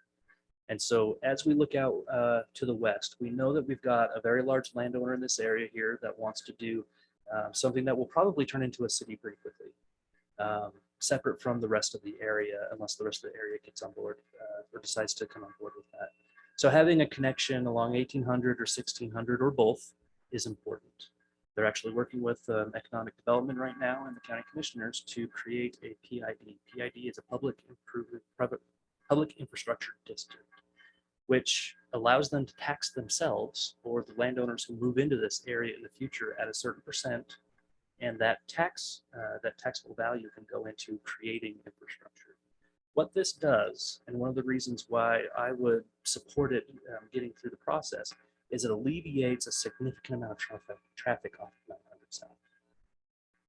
If the manufacturing area out here turns into a mega site or turns into the kind of a shipping hub that the county commissioners are currently looking on from an economic development perspective, instead of having that truck traffic run down 900, it would be far more beneficial to have them running down 900 along a new alignment, a new road that doesn't even exist right now, no homes along it except for 1 or 2 on 7500.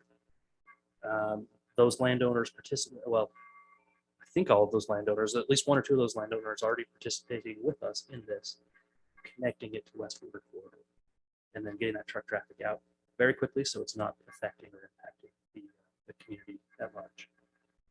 So,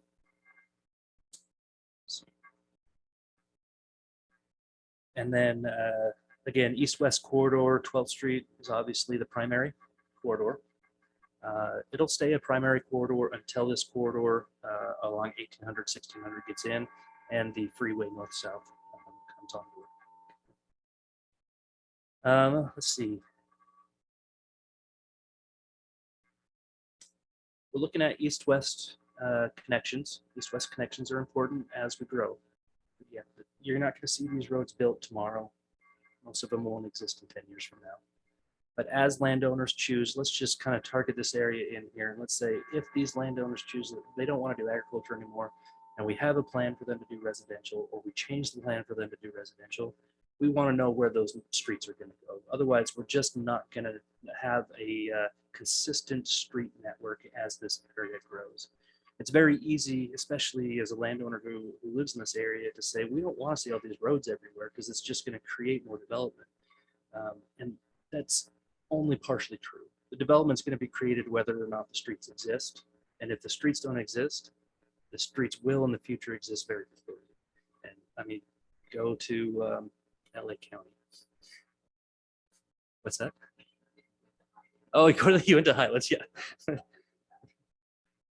I was in LA a couple of years ago, and Sunset Boulevard, there's a few cross sections where the main configuration of the road, you've got to take a few left-hand, right-hand turns, and you could see that they did the best they could.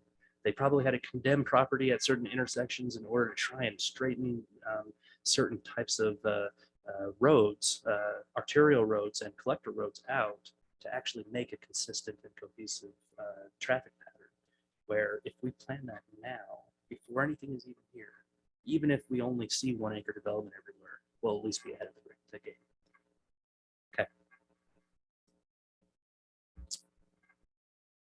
Active transportation.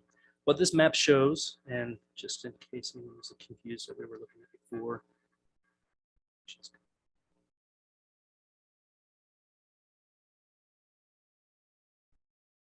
it's a little easier to flood out here, isn't it?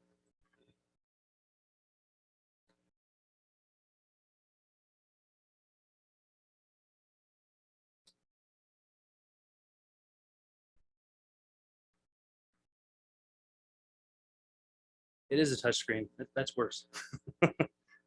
Actually, you know, better. I just never tried it. Okay.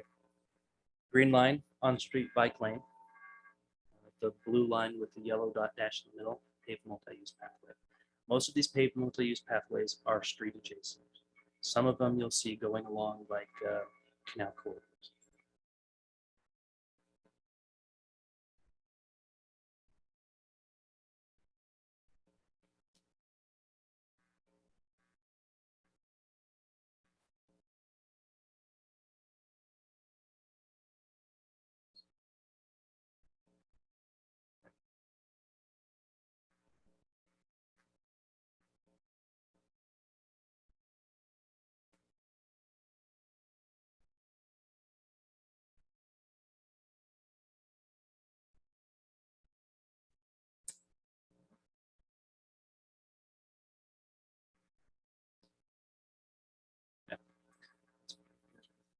Surface.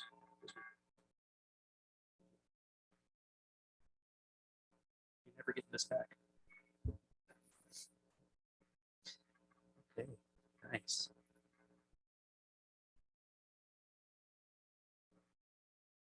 Hope so. As long as they're not using this.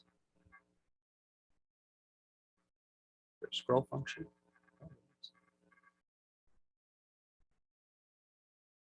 Okay.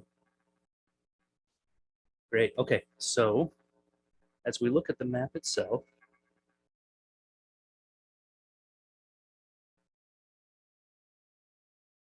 basically the plan is anywhere you see major street infrastructure, you're going to have a bike lane, you're going to have a multi-use pathway adjacent to it. This is a focus on the rural character of the area, where we're not looking at curb gutter and sidewalk, which looks really suburban or really urban.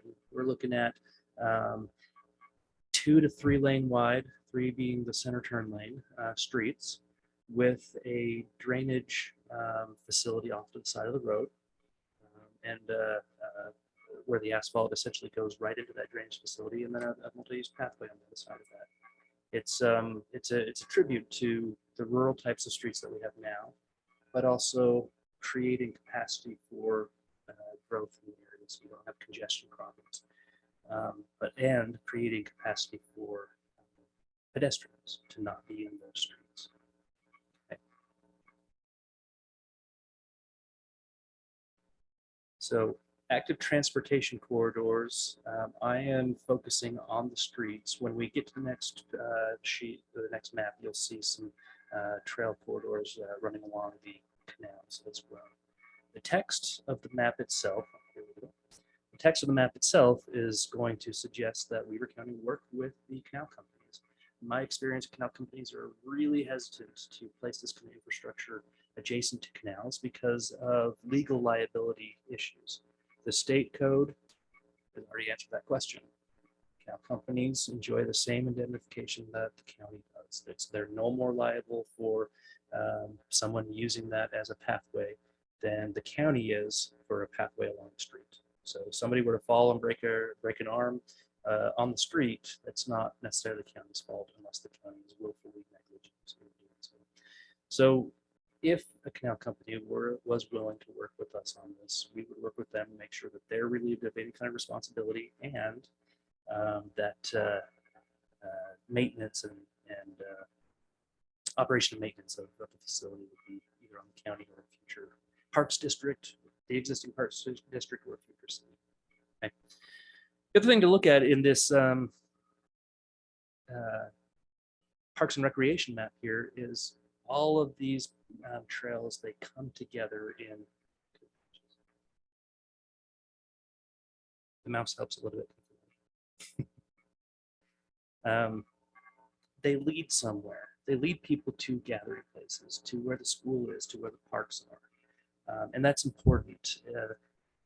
We can choose to be a community as we grow that is so heavily dependent on the automobile that we will take an automobile from one house to the next to drive there. Or we can be a community that says, you know, cars are great. We need them to get to our jobs and to other places. But to use our community, we don't have to get in the car. Now, we're not saying no one should get in the car. We're just saying let's create opportunities so that the car is not the only way to get around the community. And again, we did the same thing that I did up in the Utah Highlands. Think of the children. They can't get in the car and just drive around unless mom takes them there. So think of this as an opportunity for you to allow your children to be a little independent without you having to drive. The green little hiker, those are proposed trailheads. We're not talking about big trailheads. We're talking about just a couple of parking spots off to the side of the road that allow someone to use that facility. If you have enough of them in an interconnected recreation trail network, you're not going to need these huge trailhead parking areas. I mean, if one area is full, you go around the block to the next one. So this just gives you a greater access to recreation. Okay. So Max, questions for me? I know you guys have seen these many times till you're blue in the face, and so you're probably tired of looking at them. I hope you are, because I am. Misery loves company, but I know folks in the public may not be as familiar with them. So I'll have them here and available as you have the public hearing, and we can zoom in on anything that my fingers on the mouse can zoom in on. If you wish. Any questions or comments for Charlie before we? I have a few, but I'm going to reserve them for the public. I mean, they've sat through this and listened to us, so I'll ask my questions either at the end or tomorrow with the work session. So Great, thank you. Thank you. Okay. Any discussion before we move to the public hearing?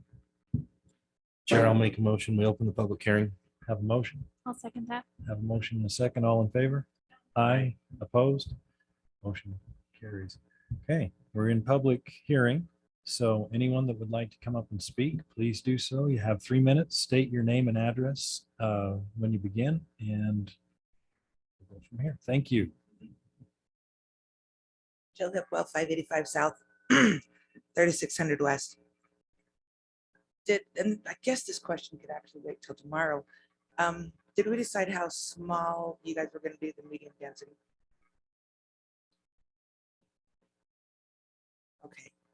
Now, I do have an issue with that, mainly because of some stuff that Sarah had said last time, that most of the people in our town hall were more comfortable with the third of an acre. If we had that many people, it's the biggest outcome we've had since we started this. If they're more comfortable a third of an acre, let's give them that. Let's not push too much on them all at once. I mean, they're gonna be flabbergasted anyway. But if we've had that many people, it might be something to consider, give them something. All right. Thank you. Thank you.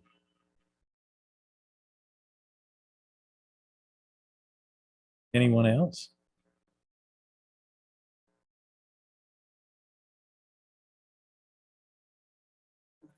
Dan Hammer, I live at 1036 South, 2800 West. I'm there on the very east part of West River, close to the river. And when we talked with the planning commission and with the commissioners, that little strip that's listed there is all commercial. It's thought of more as being residential up against 12th Street, like multi-residential. And then down by me and behind me would be more of just plain residential with RE 15 and RE 20 lots, which I understand is half acre and third acre. In the meetings that I've attended, that's what has been looked at and proposed, but then when I come today, it's sectioned off as all commercial. So I'm curious as to what has changed. And before when we talked about keeping it residential, you were looking at maintaining the river bottoms down to the river. That's being able to be more intact if it was residential. And so I'm concerned about that as well. And then that corridor that goes north, not north, I mean west. Charlie's got a blue line through there where there is an irrigation canal. I'm not sure how much of an issue that irrigation canal is going to be for multi-residential areas in there. So you may want to consider that. And now, my main concern is that area around me as being as a commercial. Thank you. Thank you. Anyone else?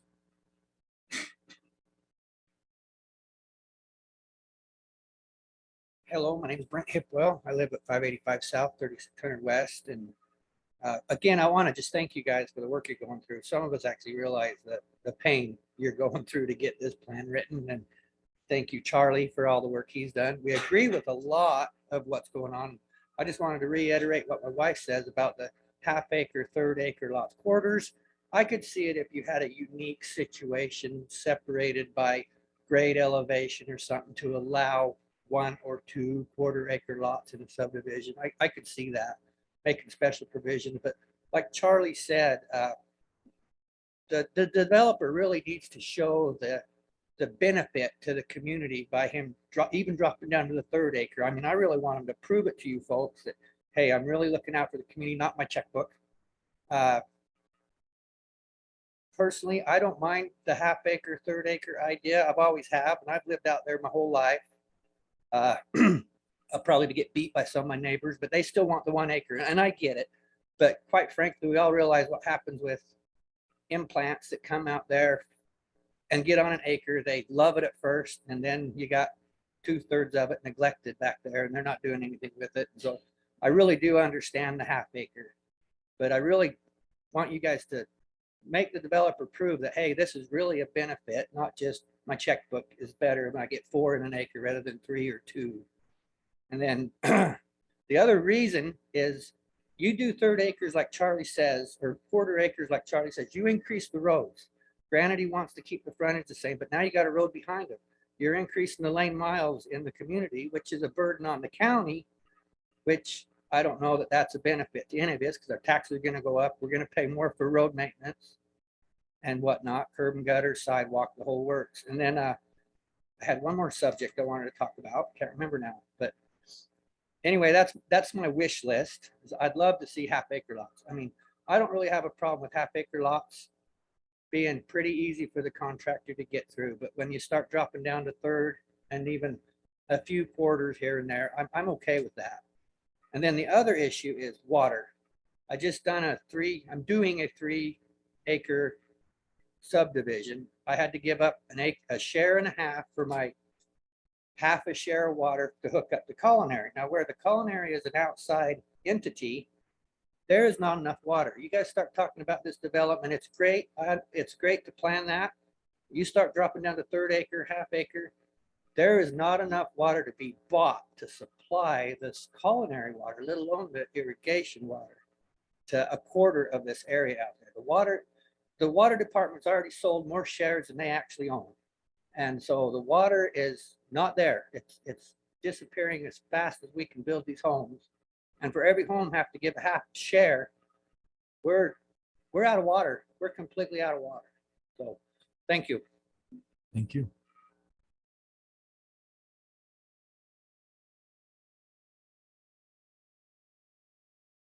Pat Burns, 1407 North Mountain Road. I want to kind of mirror what he had started saying, that you guys have done a really, really good job. And Charlie and Rick, planning commission, you guys have put lots of hours into this, and it's rare and it's very open-minded, and you guys have done a phenomenal job. And then I did want to just bring up, I do own the piece. It's actually highlighted right there. And I made a mistake in the last meeting. I did say, hey, I'd like to see that all of the commercial, but I meant all of the mixed use, and that was residential. And that was my fault. I said the wrong zone on that. That's I apologize for that, because I did bring that up in the meeting and asked you guys for that, and you guys looked at that. But anyway, and that's on the yep, that one. Mixed use residential, just like what Charlie had last time, which is mixed use commercial on the front, right on 12th Street, which where it should be, and then mixed use residential behind it. Oh. And so I apologize for that. That was- Apparently I understood what you were saying, because I was a little bit confused when I saw this. Yeah, when I saw it, I was like, oh, is that what I asked for? So I apologize if that's where. Yeah, well, when I saw this out there, is Yeah, what I'm talking yeah. about. When I saw the map before the meeting started. So Yeah, so I apologize for that. I'm okay with commercial, like the walk-up commercial, like Charlie had proposed. That's a really correct, but not the whole entire Not the thing. whole Just the thing. front along just 12th along the Street, front. Yeah. and then the backside would be the mixed-use residential. So yeah, that was, Great. but again, you guys have done phenomenal. I've met with a few planning commissions, and you guys are done a great job. So, yeah. Thank you.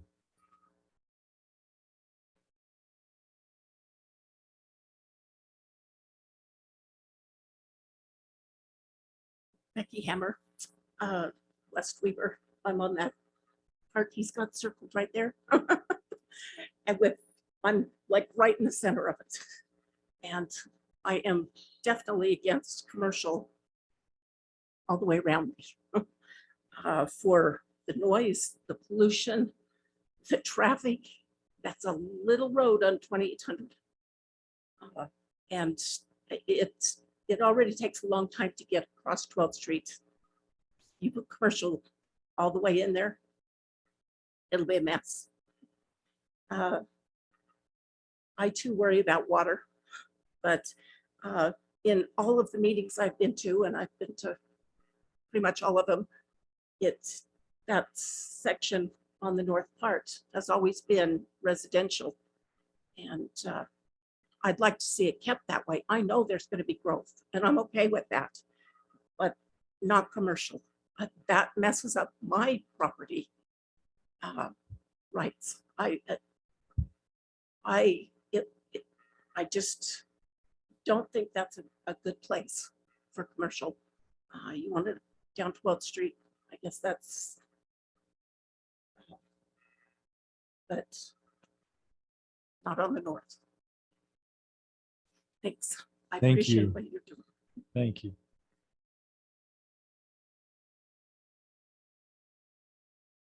Anyone else?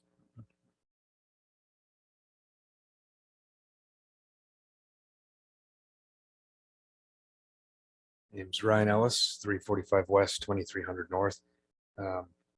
I'd say just from high level for me, just trying to get involved in some of this stuff, what I like to see is the preservation of, the quality of view in life that we grew up with. Sean and I, we come from generations in Plain City, since farming, asparagus, stuff like that.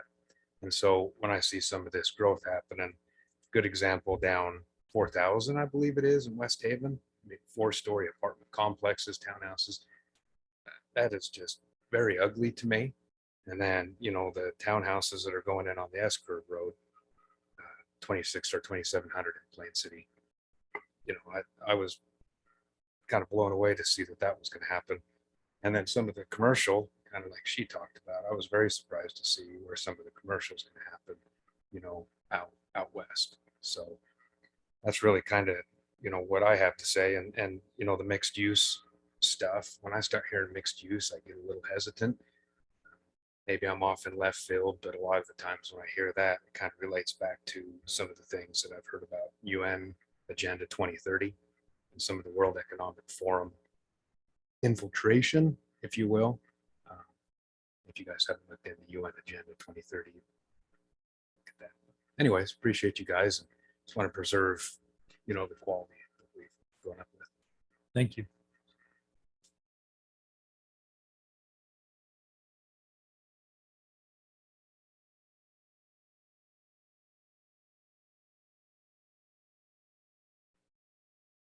Roger Heslop, 1657 South, 4700 West in Ogden. I've attended most of the planning session meetings there and representing the Parks District in the communities of West Weaver and Taylor. We need to take and assure that in all of our planning, we do look out for the emotional, the physical, the social well-being of everyone that's coming. In looking at the feasibility study of 2018 and looking at what the Planning Commission has approved as documented in Frontier, as well as looking at the gizmo maps that the county has got, there has been 1,013 homes that the commission has approved. Out of those applications, I could find one that the commission rejected as far as a plan. Okay, with that kind of growth, and if we're using the feasibility study, there's supposedly 3.25 people per household. Okay, most of the families that are moving into these new homes have at least 3+ children. So that number would change a little bit. But if we use the 3.25, we've added 3,296 individuals to our community, and we have not really planned for any of the social, emotional, or physical well-being of any of those people that are coming in.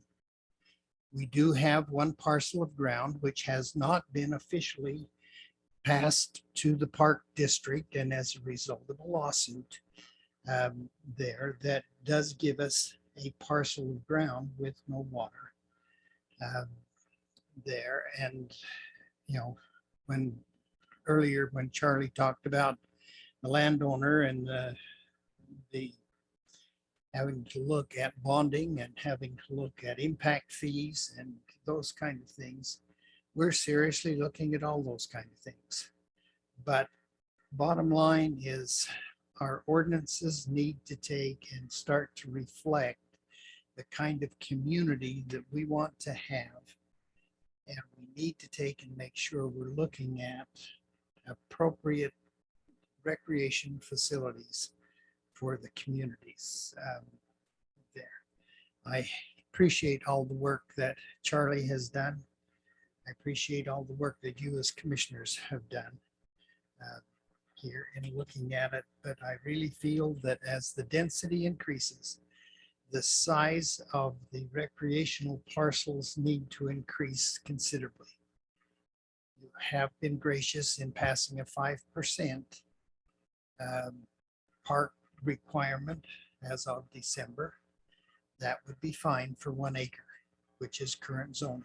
But if you go to third acre and you go to quarter, I would ask that you strongly consider that acreage for recreation facilities and parks also go up, that the parks can be developed with the amenities that parks need to have. Thank you. Thank you. Sorry, I'm making some notes here. Anyone else? I need to be excused. I'm so sorry. I have a prior commitment right now.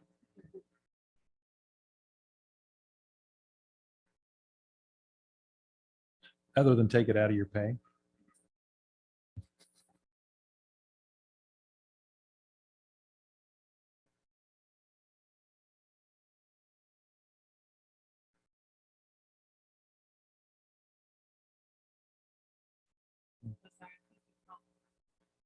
Thank you. Okay. Anyone else?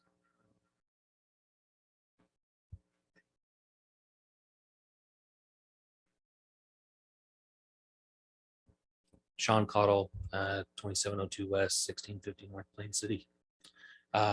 My biggest thing, just like a couple of these folks talked about, is water.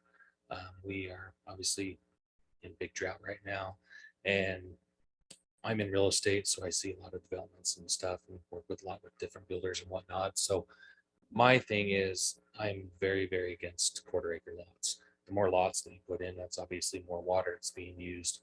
And so I would say at a minimum third acre, it would be the smallest. I also, coming from a different standpoint, being in real estate, I work with people that they complain all the time about the quarter acre, like they get in, it's nice, but then they're always trying to get more acreage because it's just not a big enough yard or whatnot. So that would be my biggest thing. Thank you.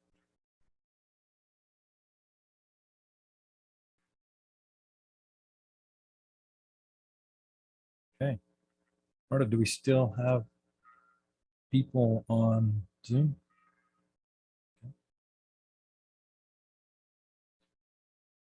Looks like we have 3 from the public. Okay. Does anyone on the Zoom meeting from the public want to make comment at this time?